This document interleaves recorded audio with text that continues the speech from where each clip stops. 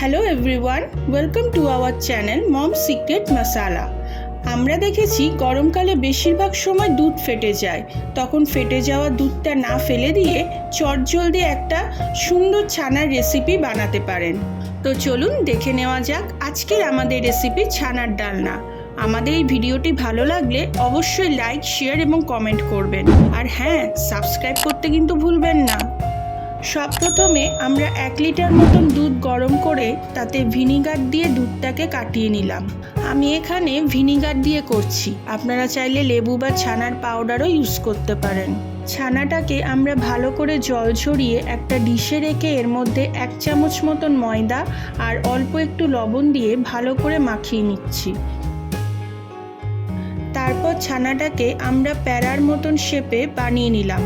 এখানে আপনারা চাইলে স্কোয়ার বা রাউন্ড বা নিমকির শেপেও করতে পারেন। এরপর আমরা একটা কড়াইতে তেলটা গরম করে নিচ্ছি।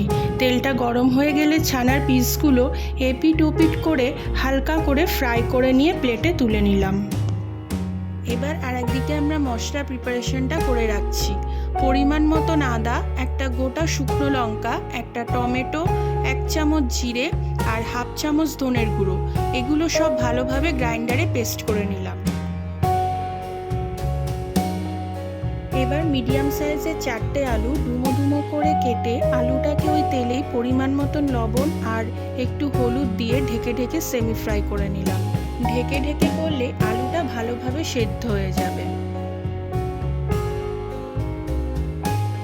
আলুটা একটু গোল্ডেন কালার হয়ে গেলে এর মধ্যে মশলার পেস্টটা দিয়ে সাথে দেব 3টে তেজপাতা, একটু চিনি, পরিমাণ মতন হলুদ আর 1 চামচ শুকনো লঙ্কার গুঁড়ো। এগুলো সব ভালো করে মিশিয়ে একটু নেড়ে নিয়ে ঢেকে ঢেকে কষতে থাকবো।